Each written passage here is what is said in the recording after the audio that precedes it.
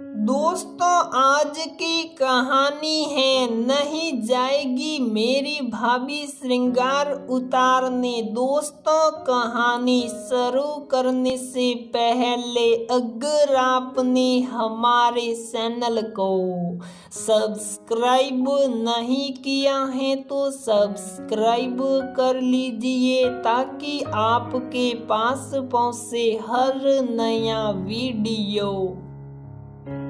कविता, जल्दी से तैयार हो जाओ, तुम्हारे भाई का एक्सीडेंट हो गया है, वो अस्पताल में भर्ती हैं। कविता के पति नीलेश ने ज्यों ही ये कहा कविता की तो जैसे पैरों तले जमीन खिसक गई। कब, कैसे, कहाँ, अब कैसा है, जैसे अनगिनत सवाल वो एक ही सांस में पूछ गई। वो अभी मुझे इस सब की जानकारी नहीं है, सपाट सा उत्तर दे नीलेश गाड़ी निकालने लगा और कविता अपने बेटे को झट से तैयार कर गाड़ी में आकर बैठ गई।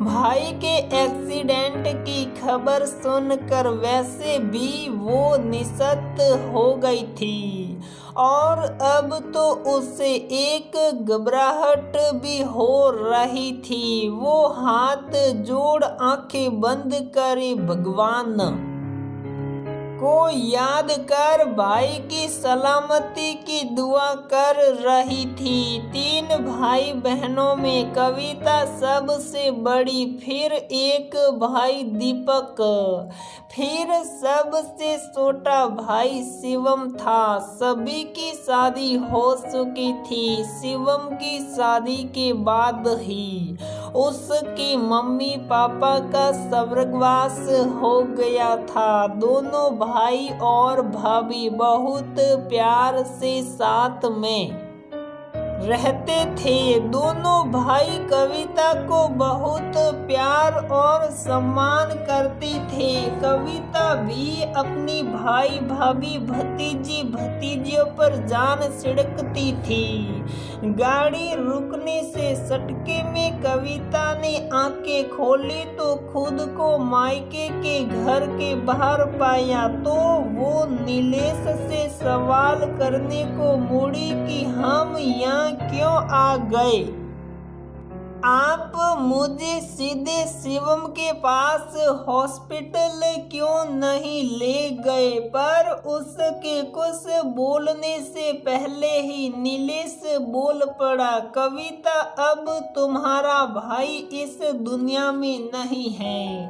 हम उसके अंतिम दर्शनों के लिए आए हैं। मुझे ये यहाँ आने से पहले पता था पर तुम्हें नहीं बताया क्योंकि आगे के शब्द नीलेश बोल भी नहीं पाया। कविता तो उसके पहले कहे शब्दों को सुनकर ही बेहोश हो गई। नीलेश उठाकर उसे अंदर लाया, उसके मुंह पर पानी के छींटे मारकर उसे होश में लाया गया। होश में आते ही अपने भाई की मृत देह को देखकर वो बिलक पड़ी।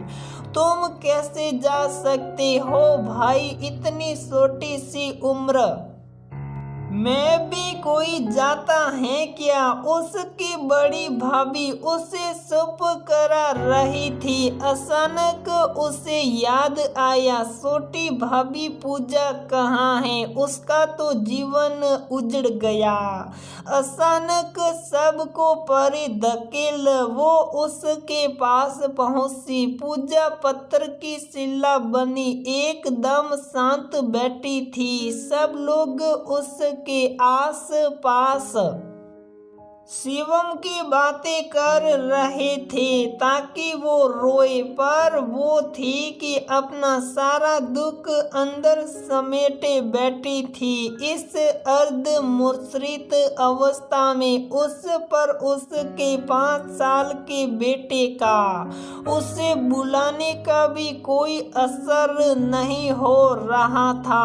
कविता पूजा को अपनी छाती से लगाए बिलक बिलक कर रो रही थी, पर वो यूं ही भूत बनी बैठी थी। खैर, अब नियम के अनुसार सभी शिवम के पार्थिव शरीर का अंतिम संस्कार करने ले गए। 4-5 औरतों ने यूं ही पकड़कर पूजा से उसके पति की अंतिम विदाई करवाई। अब अगले दिन पूजा को नहलाकर उसके श्रृंगार को उतारना था, पर वो तो सेंच में ही नहीं थी। वो जैसे ही थोड़ा होश में आती और फिर बेहोश हो जाती, जैसे इस हादसे को भयानक सपना समझ भूल जाना चाहती हो। पूजा की इतनी तबीयत खराब होने के बावजूद सभी लोग उससे सारे नियम करवाना चाहते थे। ये कविता से बर्दाश्त न हुआ और वो अपनी भाभी को गले से लगाए सभी से दहाड़ते हुए बोली, नहीं जाएगी मेरी भाभी श्रृंगार उतारने, जिसे जो करना है कर लो। आप लोगों को उस पर जरा सी भी दया नहीं आ रही।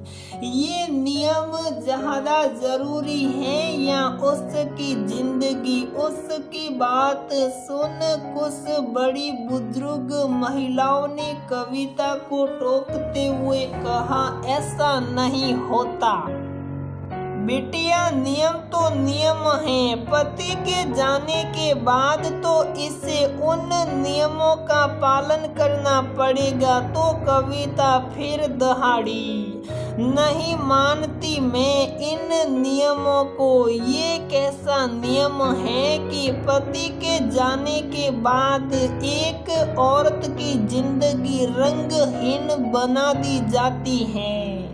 एक औरत के लिए उसके जीवन साथी के जाने का गम वैसे ही बहुत बड़ा होता है। ऊपर से ये नियम लागू कर उसके जीवन से छोटी खुशी भी नोच कर फेंक देते हैं। पर मैं अपनी भाभी के साथ ऐसा कुछ नहीं होने दूंगी।